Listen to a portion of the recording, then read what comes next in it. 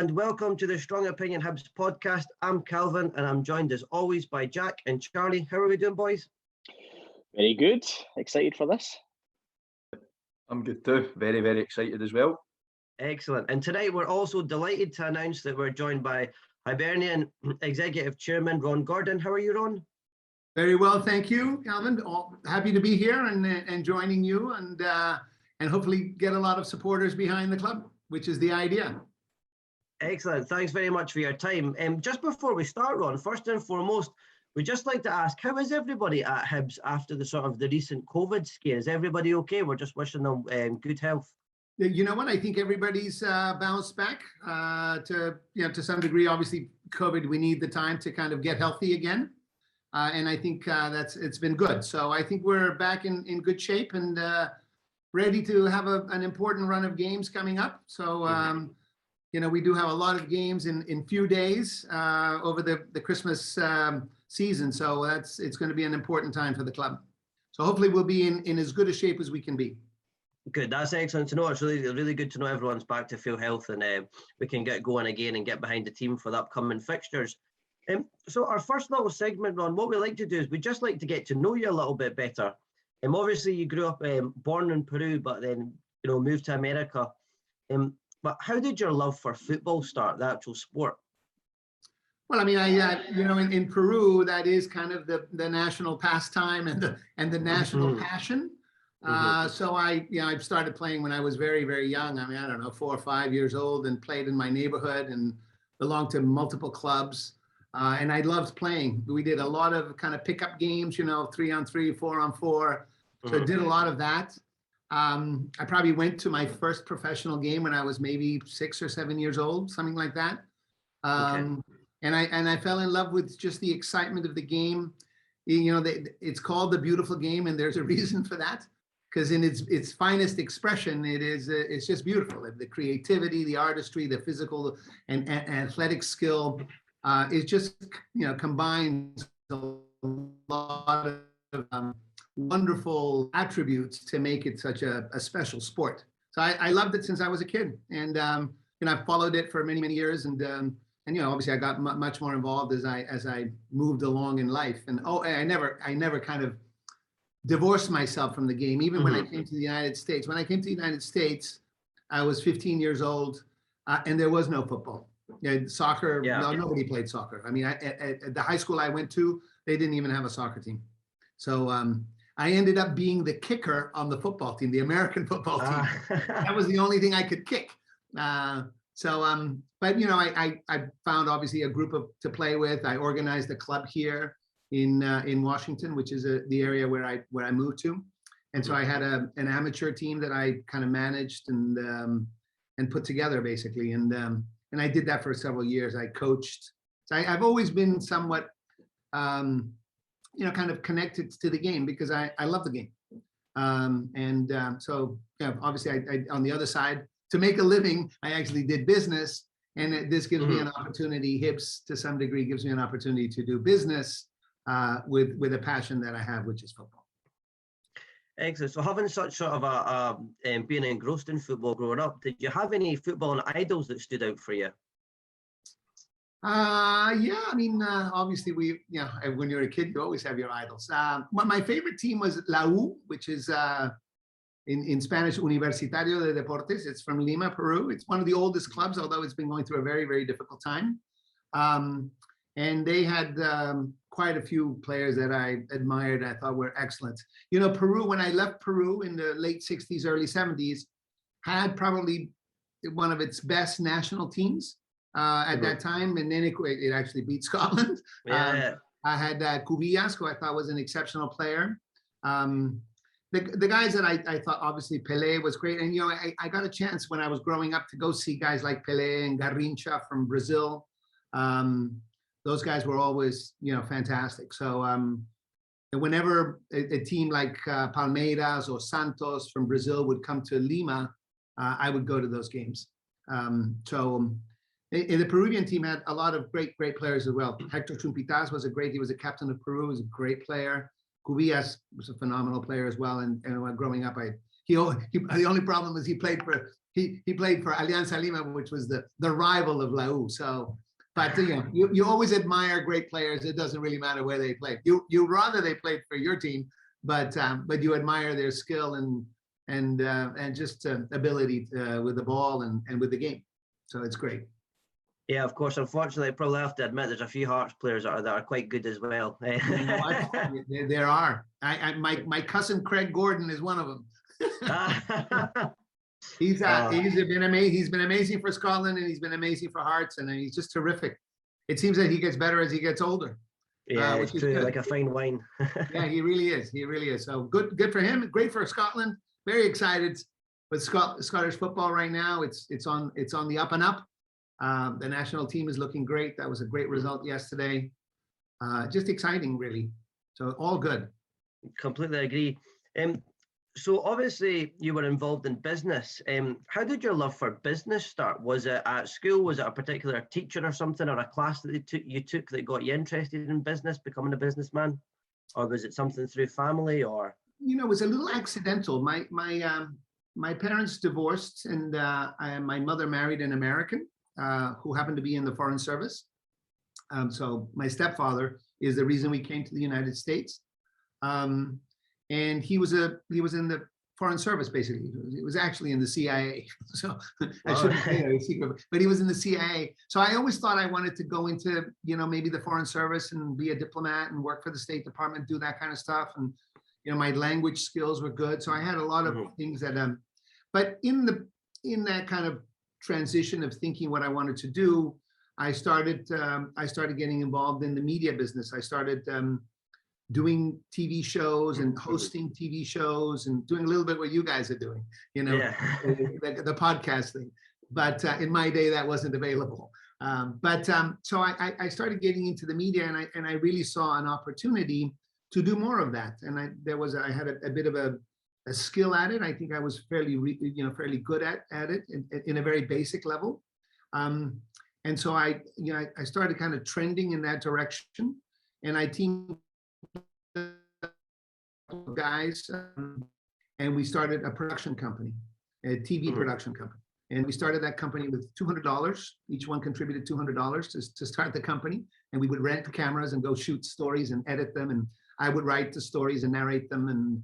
And that's really how we started. We would rent the cameras for a week. We rented from this place that was closed on the weekend. So we would rent it for one day on Friday and have to return it on Monday, which gave us 2 days of extra camera work. And we would go on the weekends to do different stories, and we would edit them, and we would sell them each story for $1,000. So and we would work at night. We would do the stories on the weekends. During the week, I'd write them in, narrate it, and then produce the stories, and we would sell them each for $1,000.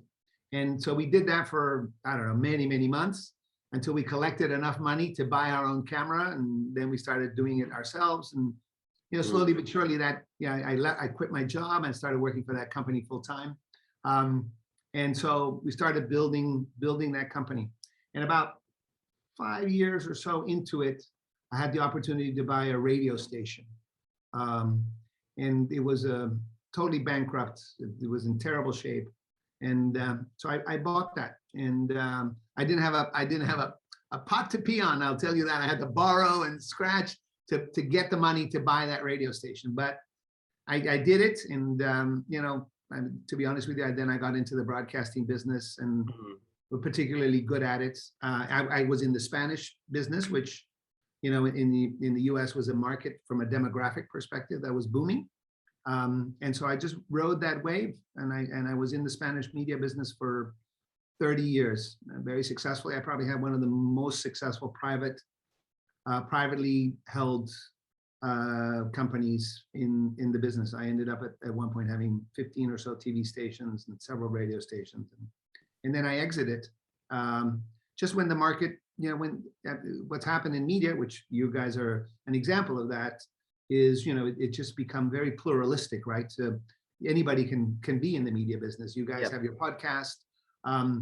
So I got out of it as technology was changing, as the demographics were changing. So I think I exited. I got in at the right time, and I exited at the right time. But I had a great great time doing it. It was a fun business.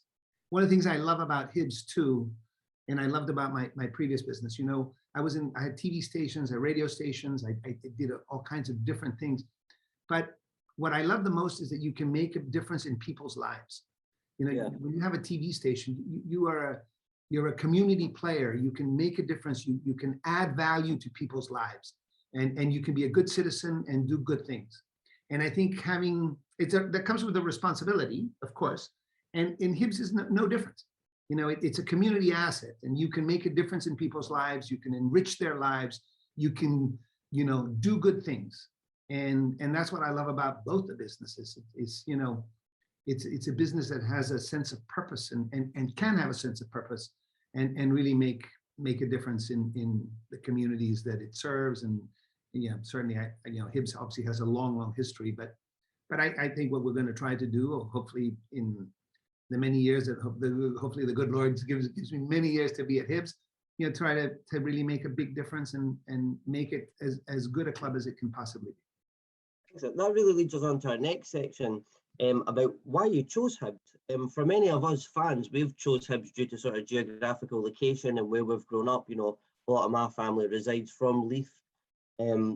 So our main question was, it's quite well documented that you were looking also, when you first thought about buying a football team, you were looking at countries like England, Spain, the USA, Latin America.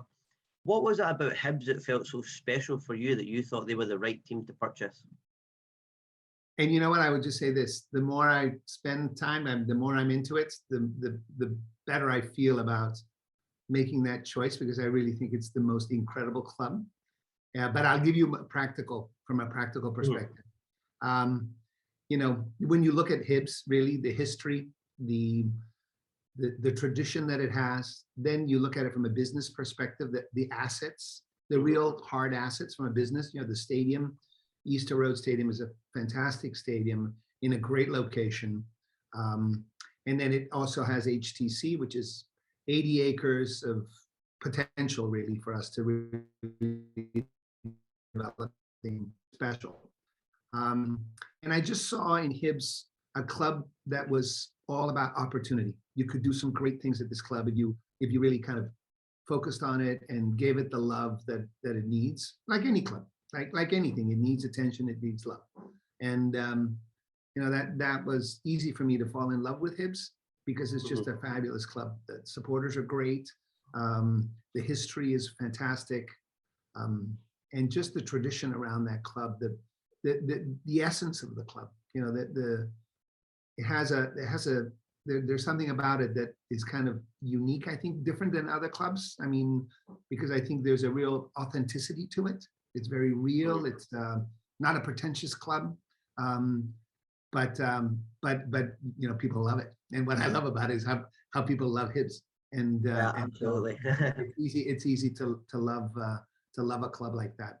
And you know, my hope is that you know, I'm going to work hard to make it the best club that it could possibly be. And you know, I think we're on that path. I mean, it's only been 2 and a bit years. But I think the club is headed in the right direction. You know, we have some bumps on the road, no question. It's never going to be easy. But generally speaking, I think the club is definitely in a much better place than it was 2 years ago, and then moving in the right direction. Yeah. No, I completely agree. I think since you've came in, obviously myself personally as a fan has been really impressed with how open the clubs became and how honest, and almost like I feel like the supporters have been valued a lot more. It's just something we really appreciate. Like you say, I do think there's something different about Hibs compared to the other teams out there as well. So the last little section just on why you chose Hibs was, did Rod Petrie or Tom Farmer give you any advice or any words of wisdom from when you took over? Well, they did.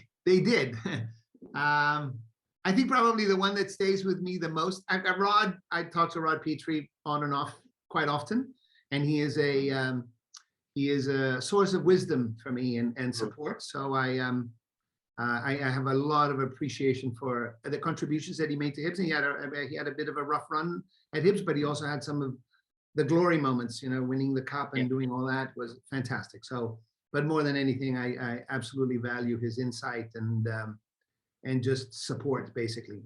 But probably the one that gave me in a nutshell, this advice that sticks with me is Tom Farmer. Sir Tom told me, he goes, all you have to do is win, just win, and everything goes away. And there's some truth to that, because obviously when you're winning, everything's rosy and everybody's on the front foot, and there's a bounce in everybody's step, and it's all positive. When you're not, then everybody gets gloomy and dowry, and things are awful and that kind of stuff. But it is football, and you're going to go through periods of good things and bad things. And I look at it from a directional perspective, really. Are we moving in the right direction? We're going to get bumps on the road, as I mentioned earlier, but I think generally speaking, the club is moving in the right direction. And I obviously I want to follow Sir Tom's advice and win, because that would make everything that much better. And to be honest with you, in the two years that I've been there, we've had many more good days than bad days. So it's been a very good and exciting ride. And again, we're building, so I think there's still progress to be made, which is good. But I have a lot of respect and admiration for both Sir Tom and Rod Petrie, because they, well, as I mentioned, Rod is an advisor to me now, and I value him. And Sir Tom, he was with the club for a long time, and ultimately, although he wasn't a football man per se, he left the club in a much better place than when he found it. So for that, you have to acknowledge that and show some gratitude and appreciation. Yeah, I completely agree. I think a lot of Hibs fans would share sort of that admiration for both of them for what they've done for the club, and guiding it on to yourself. I'm just going to pass you over Charlie now, who's just going to talk about the vision for the club. And I'll just add one thing, Colin, talking about that I'm very grateful, because I think both Rod and Tom Farmer were very particular as to whom they would pass the baton on to. And I'm very grateful and feel very blessed that they actually found in me somebody who was going to be a good steward of the club. And I think to some degree that was their final responsibility as trustees of the club. And so I'm very honored that they saw in me somebody who could carry this forward. That's it. I think what you're saying there has rung true, because I know at times they had their bumps along the way as well, but I think the majority of Hibs fans looking back are really grateful for what they've done for the club, and where we are now, and passing it on to the right people so that it's in the right hands, which is keeping our club in the right place and at the top of the game where it should be, which we're really appreciative of. So thank you for the good work you're doing as well. Well, thank you. Thank you, Colin. So, Ron, just looking more in terms of your vision yourself for the club. So my first question for you is, are there any other sports clubs that you look to for inspiration in terms of how they're run that you want to implement at Hibs? There are some cultural things that I could see adopting from several clubs. I probably think a club like Sevilla in Spain, two clubs that I think in Spain that stand out for me, Sevilla and Atletico Madrid. There's a sense of Sevilla is a club that always delivers, is particularly good at building youth programs. It's in the Europa League, it's probably one of the most successful clubs in the last 10, 15 years. And it has a culture around its players and the environment that I think is something that we would want to emulate. One of the things I put in the strategic plan for Hibs, and I think hopefully culturally we're going to do that, is that we're a players club, right? We nurture our players, we take care of our players, we find the right environment and create the right environment for them to be as successful as possible. And a lot of that, I think clubs like Sevilla do that. They bring young players, they develop them. And it's funny how many players who have been through Sevilla, and they may go on to Barcelona and, I don't know, West Ham or, Liverpool or whatever, their experience at Sevilla is one that they always remember as a very positive part of their career.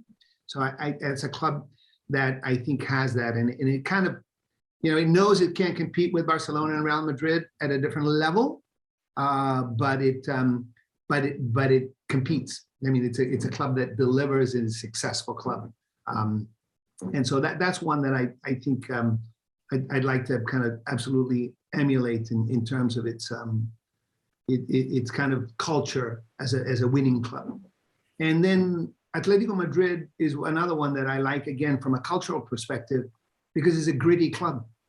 It doesn't matter who they play, you're in a match with them.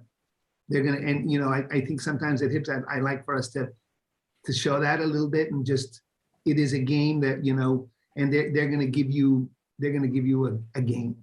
And I kind of like that, because they know they're not going to be Real Madrid, but they know they're now, over the last few years, they've been particularly good and doing well. And I'd like for us to kind of have that aspirational thing where you play Hibs, you're in a game. And I'd like for us to have a little bit of that. And then from a business perspective, I probably look, although it's very different, but I probably look more to the US and sporting organizations in the US from a business perspective. Ultimately, I know we focus on winning and losing in the sports side, but it's a business. And they're kind of, they go together, and there's a synergy between sporting success or sports and the business side. But ultimately, it is a business, and we need to run a really good business, and we need to build a really great team around the business side of the club. And my feeling, is that if we can grow the business side of the club, then that's always going to manifest itself on the pitch. We're going to be able to bring better players, have a better organization, better coaches, better academy. All those kinds of things will manifest themselves ultimately in our product, which is football. And so very, very important, I think. And I quite honestly, when I looked at Hibs initially, and actually that's one of the things that I got as a word of advice when I was looking at Hibs and talking to Rod and Leanne at that time was, you don't need to worry about the football. Football's all good.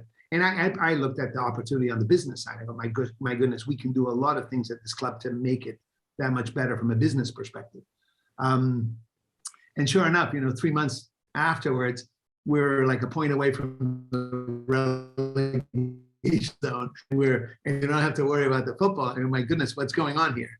But you always have to worry about the football. And so that was a quick lesson for me. So it's a good balance. But I would say in the US, there are a lot of clubs that are run very, very well. Obviously, it's different because it's a closed industry.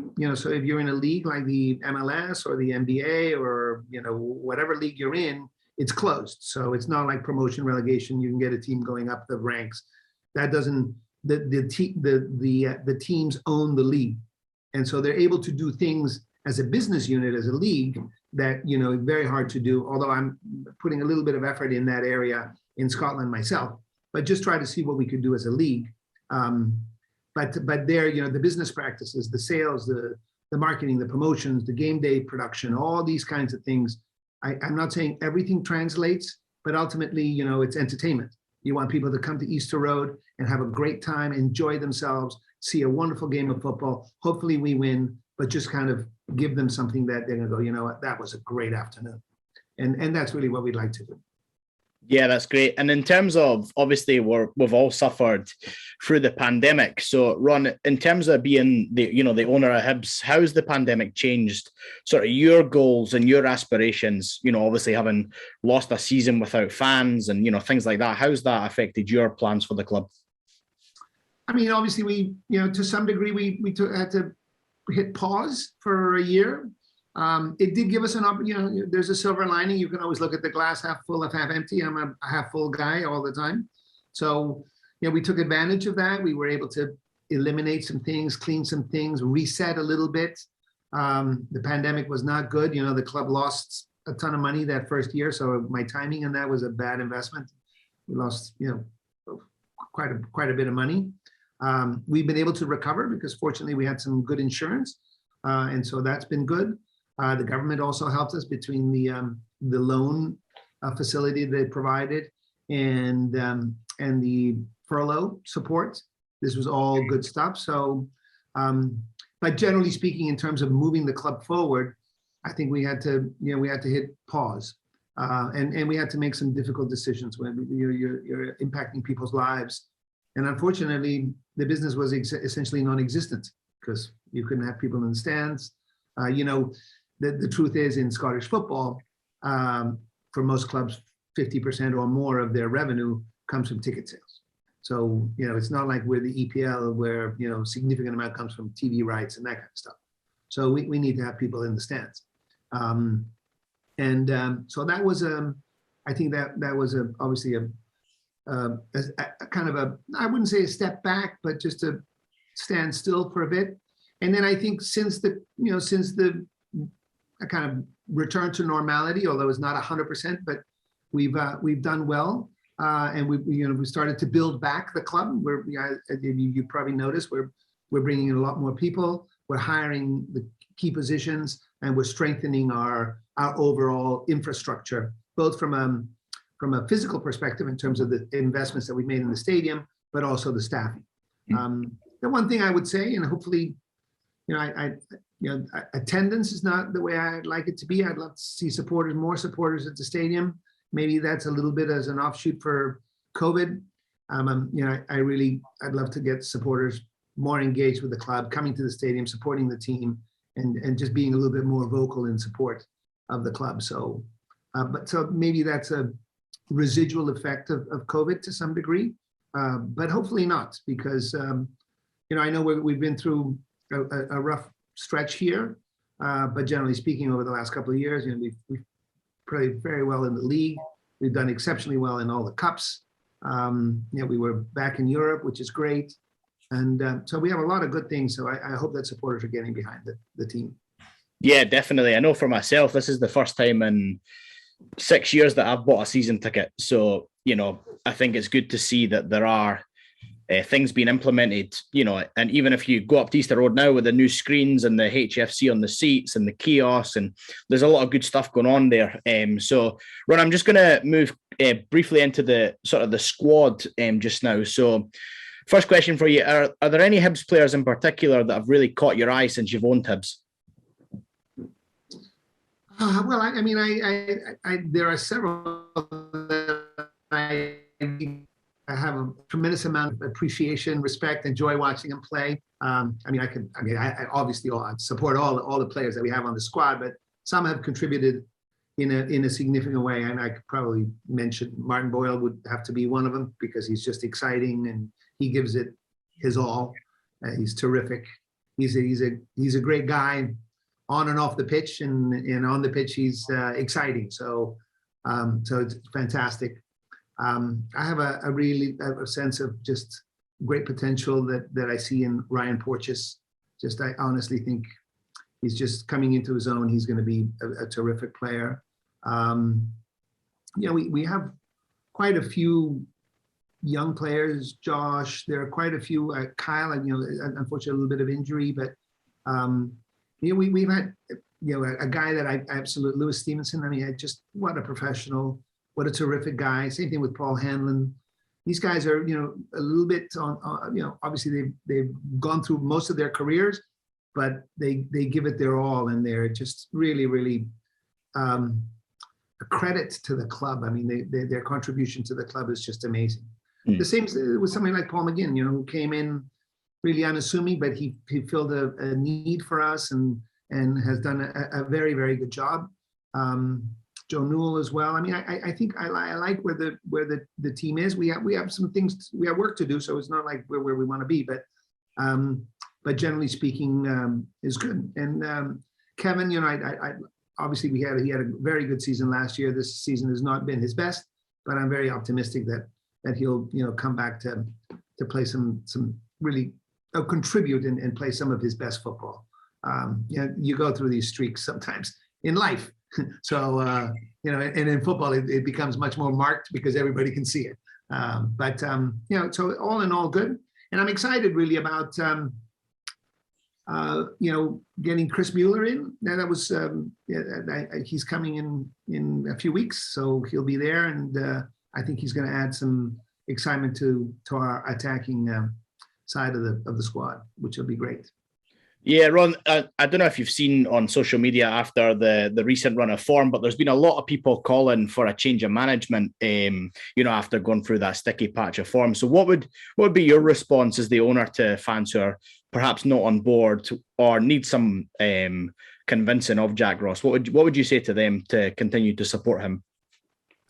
Well, I mean, I think you got to look at Jack's work since he's arrived. I mean, there's a lot of good there. I mean, so you go through a difficult patch, and that's going to happen to every manager. I mean, you can look at that. There isn't a club in the world that hasn't gone through this. So, I mean, whether it's Liverpool a few years back with Klopp, or Liverpool last year with Klopp, same thing with Man City and Pep Guardiola. It's not any different. And you have to look at Jack's body of work and what he's done with the club over the last couple of years. And I think you can only say that he's been very, very good and very steady in his management and leadership of the club. So, we can make excuses or reasons why, we didn't win or didn't do some things.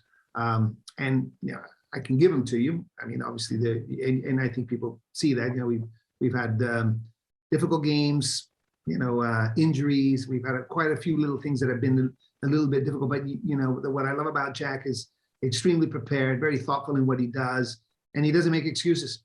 He owns his task, and I think he's done an exceptional job. So I think it's very easy to criticize. Teddy. This is probably way out of line, but there is a famous U.S. president, always the credit goes to the person in the ring, right? Because it's always easy. You're not in the fight. You're not there. It's always easy to be outside and criticize and look at all the things that you would do differently. But you're not in the ring making the calls. And I think when you look at that, I honestly, obviously Jack has work to do, and we all do as a club. But I think generally speaking, you have to admire the work that he's done, and I'm sure that he's going to bring things around and get the team back on, and hopefully we'll obviously get some injuries back. Our summer window, I don't think was one of our best windows. We missed opportunities there, and we made a little bit of progress. Certainly bring somebody like Jake Doyle Hayes back into the club. That was an important one. And then, signing somebody like Chris Mueller, which is great, but he's not available for 6 months. That was a big summer signing that unfortunately we had to kind of put on pause. So I'm hopeful that when he arrives, he's also going to make a difference. But still, I don't think it was necessarily our best window. We need to be a little bit better prepared for future windows. Yeah, definitely. And I know Ben Kinsell said that on another podcast this week, that it wasn't our best window. And I think a lot of fans would be in agreement to that. We kept our useful assets in Boyle and Doig and Porteous, but a lot of fans were maybe a bit frustrated that there wasn't, the right players added. But the ones that we did bring in have proven good. And I think most Hibs fans are, if not all, are excited for Chris Mueller to join in January as well. So my last question for you, Ron, is more in terms of the announcement that we made today that we've hired Steve Keane as the new academy director. So what's your hopes and vision for Steve and his role at the club? Well, I mean, Steve is a guy with incredible experience. I think he has a football pedigree that, we love to have. I think any club would love to have. And I think, what we want to do is build a little bit from the ground up. He's the academy director, but to some degree, he's going to be the person that shepherds the player path and player development all the way to the development team. And I think what we want to do is just make sure that all the building blocks are at the highest level they could possibly be. And so I think bringing somebody with his experience, his know-how, is going to really, really help take us to the next level. We ultimately want to be a little bit of a development club. I think Hibs, from a cultural perspective and a business perspective, needs to be a club where young Scottish players and young players can come and really get a shot at cracking first teams and going on to the top level of football.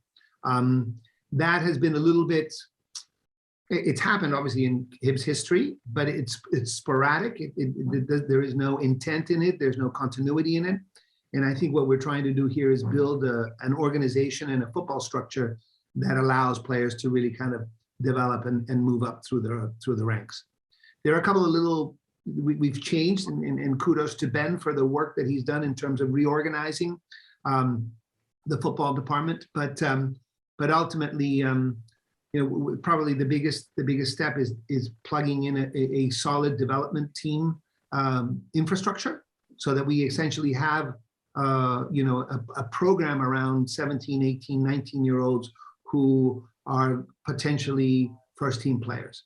And so I think that's part of what we want to do. And to some degree, Steve is going to lead that, and then work with all the academy coaches down the line to make sure that we're doing all the right training, all the right skill sets. He understands coaching and what we need to be doing from a player development perspective.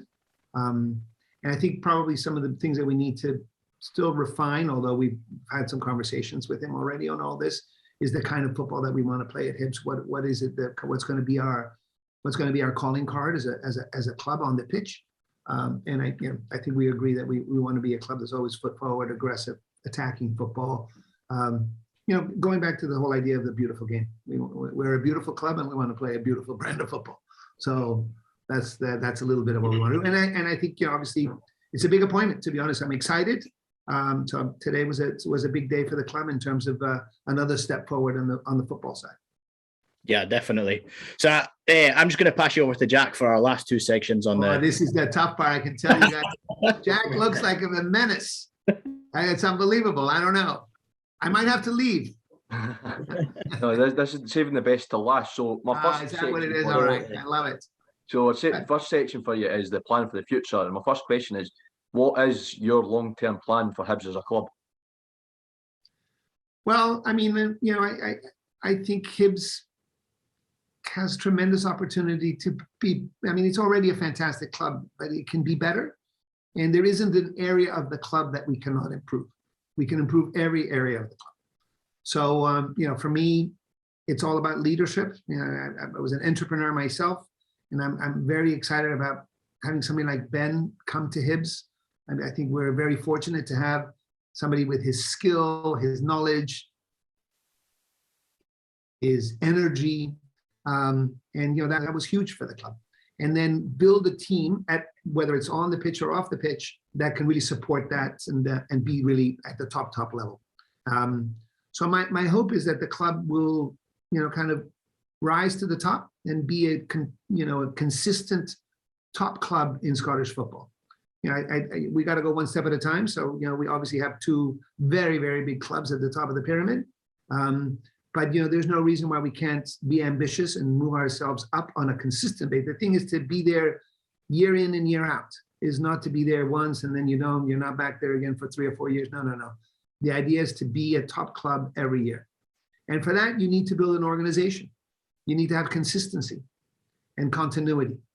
And so that's what I'd like to, apart from creating a vision, which I can share with you as well, it's the idea of building a team that can deliver consistent results and growth for the club. And then more on a vision perspective, we're obviously making the investments right now at Easter Road that we've done, which is something that I kind of alluded to in the original, my first AGM.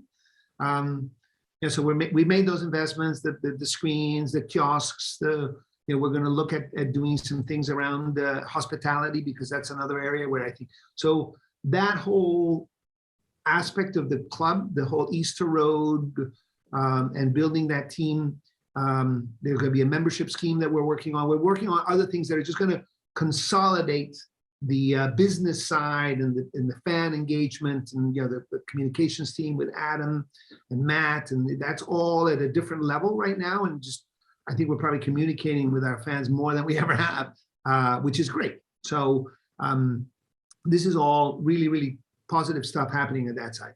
And then obviously we need to make investments in the football side. And there's a vision towards a younger squad, which we started at the very beginning. And one of my first kind of directionally wanted to do is, we had a very old, I don't want to mean that because I'm old myself, but you know what I mean. We had a bit of a senior squad. The average age at the time that I took the club was 28 and a half for our starting 11, which is an old club. And so we've been able to move it down, but nonetheless, we want to find the right balance between experience and youth. And we do want to have, from a cultural perspective, be a club that really develops younger players and gives opportunity to younger players. So that's part of this development team program, and we're going to head in that direction. And obviously, we want to, bring the best players that we can find, and we need to cast a wider net. Certainly, we want every young Scottish player to want to come to Hibs, because this is going to be the club that's going to give them an opportunity.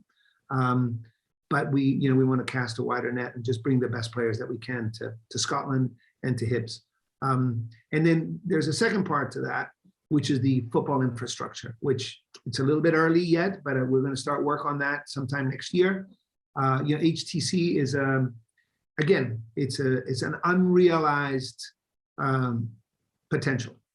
We can have a much better training center, more state of the art, better facilities, an indoor, for example, just an indoor, full pitch indoor facility would take us again to the next level, because not many clubs have that. Not any clubs other than the top two.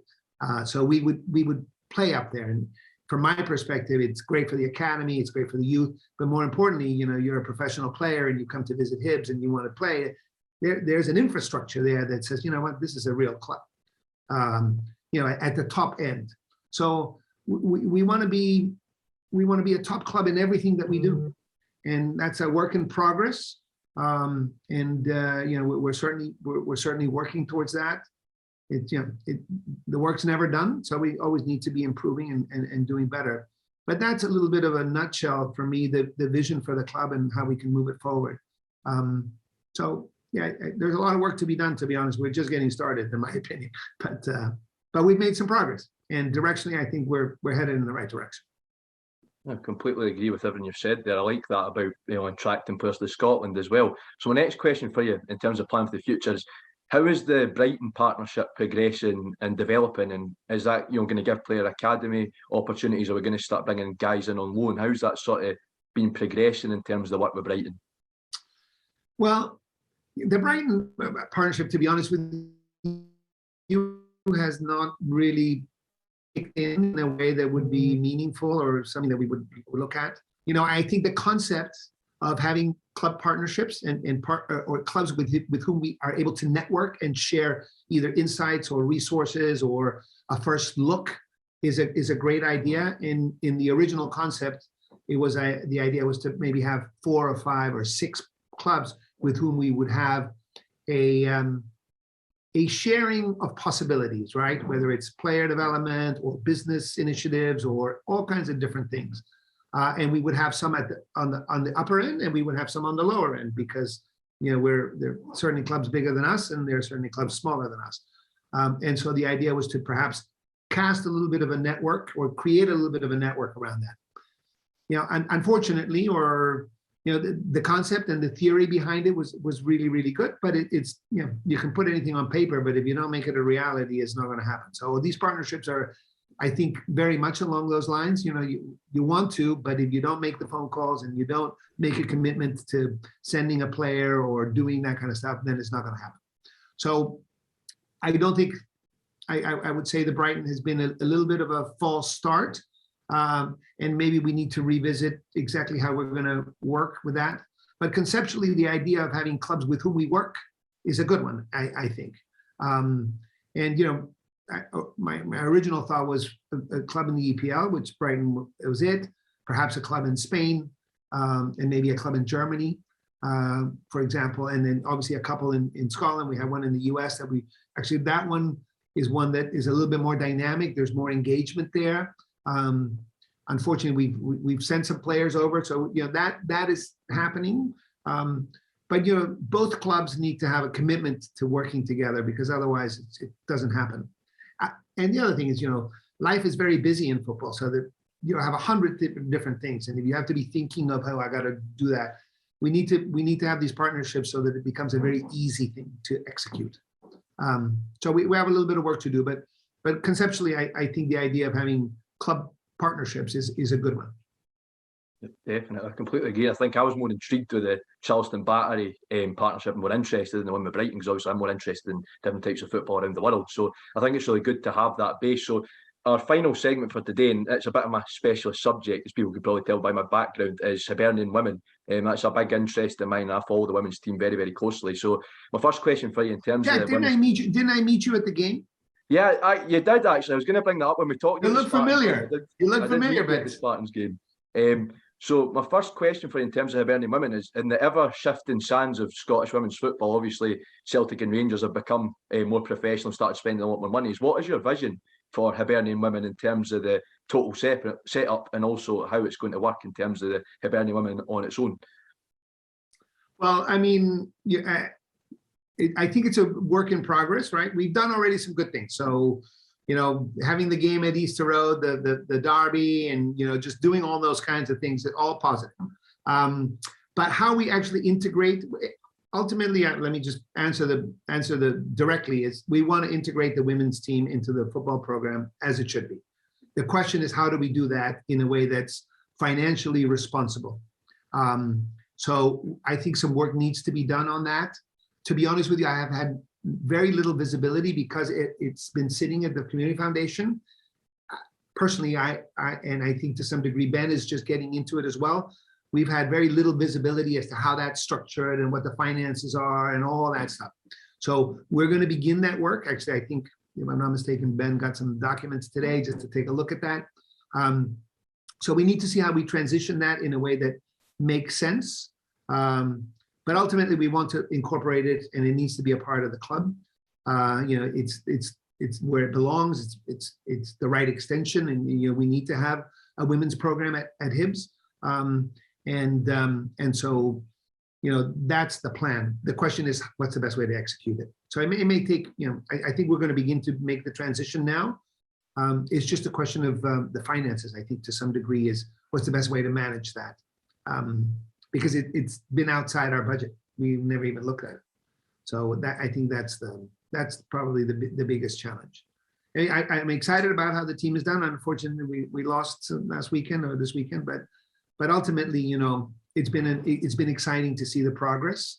And so I'm happy about that, and we just need to continue to support the women's program as fully as we can. And I think by integrating it into the club, we're going to be able to do that. So it's just a question of what's the best way to do that. Yeah, I completely agree with you, and that's what I like to hear, because I've seen that. I follow a lot of other women's football, and it's happened in other leagues and it's happening in other clubs. So I really like to hear that. So my next question is, obviously, when you had the misfortune of meeting me at this game, is the Spartans game, the 3-0 win. How did you feel? Obviously, that's obviously the game you've attended in the league opener as well. How did it feel to attend a 3-0 win and watch the team play? I loved it. I was excited. I loved the attendance. That was great. Playing at Livingston is not necessarily the best thing, but it works given where we are. One of the things that we looked at is the idea of perhaps finding a place in Edinburgh where we could have a smaller kind of facility for the development team and the women's team. That's something that the club could look at as well. But it was great to be there. I loved the energy. There was just a lot of positivity around that. And, from that, it's funny how things work in life in general, but from that, my being at that game, talking to Dean and Stuart and just having a conversation about the women's game is how we came with, they're the ones that suggested the possibility or proposed the possibility of playing the derby at Easter Road. I mentioned it to Ben, and I don't think it took 3 seconds. He was on it in 3 seconds, and and obviously executed in a wonderful way. So, there's work to be done on that, but you can see the progress on the women's side, and I think by kind of bringing us all together, I think the club's just going to be stronger. I think our goal is to bring all the assets that the club has, foundation, the women's team, everything into the club, so that we're talking to each other, we're communicating, we're supporting each other in a much more dynamic way. And I think that's the plan. And Ben is the one who's been, first of all, came to us with that mentality, and I think he's going to execute that, because together, there's more we can do by working together than just being separate. We can support each other. Sometimes we think, oh, well, the club's going to support the foundations. But no, the foundation can support the club as well. There are many things that we can do by kind of collaborating and being in the same room and talking with each other. As an example, what happened at that Spartans game, which led to all the things that have happened since. So it's positive. I mean, I'm excited about that. I think, honestly, I'm thousands of miles away right now, but even from here, I see, and I know we've had a difficult time on the pitch with the first team, but I see the club really energized and moving very positively with purpose, moving forward and really aspiring to be a fantastic club. And that's really what we want to keep. We want to keep that ambition, that flame ahead of us, that beacon ahead of us, and always drive. And we want to continue to do that. So we're just getting started, to be honest with you, but a lot of work to be done. But my hope is that 5 years from now, when I look back on the 7 years of being at Hibs, I'm gonna say, you know what? We've done a lot of things. We've come a long way. We're a much, much better club than we were in 2019. So when we celebrate our 150th, we're going to be, I think, hopefully, just a better expression of ourselves. And we have 150 years of incredible history to celebrate. So it's going to be great. It's going to be great. Thank you. That's good for your insight there. So I'll hand you back to Calvin to finish us up for today. All right. Now, Calvin, what I do want to make sure is we need supporters to come out to the park. You guys rally your supporters and rally our supporters.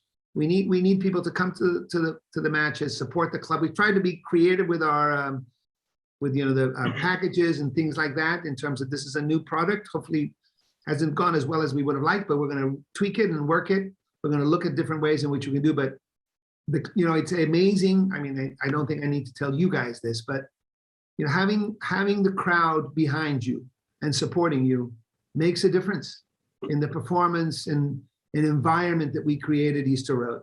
So we need to, I am hopeful, just like certainly myself and all the board and everybody at the club is working really hard to kind of push the club forward.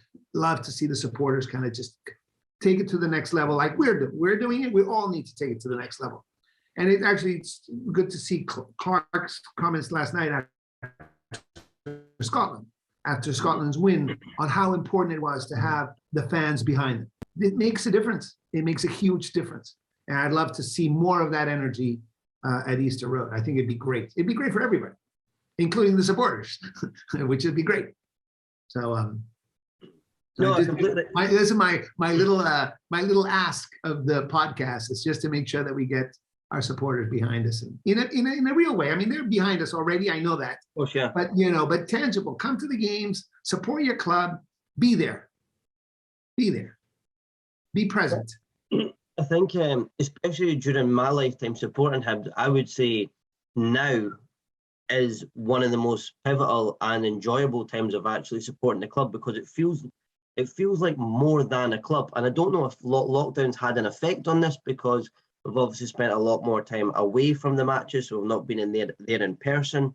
But the sort of family aspect of the club, I think, has brought the supporters group and the fans a lot closer together. It's a much tighter knit community now. And again, we would just urge everybody to get down there and support Hibs. It's a fantastic team on the park at the moment. Some really exciting players, some of the best we've had in a long time. You can tell, even just from speaking to you just for an hour there, Ron, you can see, the sort of admiration and the love the impact that Hibs has had on you in the last couple of years, and it's infectious. It really is. So I think if you come down, you watch a game, especially with the updates that you've made to the stadium with the 2 new TV screens. Now, I joke because I was telling my partner that goes with me and my girlfriend, I remember when they first initially installed the small scoreboard, and when we seen that, we were like, whoa, completely amazed with how great we thought it was. But now, if you haven't had the chance to get down and see the 2 TV screens, you need to go, because the experience is fantastic. The whole match day experience, and we're looking forward to the additions that you make to that as well. It's and good. We want everybody to feel that Easter Road is their home, right? Yeah, well, definitely. I think that was one of the things as Sunshine on Leith would say, your place on this earth. I mean, this is where you want to be, and so, I mean, I honestly think it's great when the stadium is full and you can feel the energy, and so we want to just kind of hopefully take that to the next level, which would be great. I think that's a really good place to finish. This is the place to be, Easter Road, your place on earth. I think that's a really good line to finish on, Ron. So once again, just thank you for your time, and really appreciate you taking time out to sit down with us fans and get to know a bit more about you and sort of your plans for the club and how you've enjoyed your time at the club so far. So we're really grateful. So thanks again. Well, thank you guys very much, and I'll be in Scotland in a month or so I look forward to seeing you guys then. Excellent. Thanks very much, Ron. All right.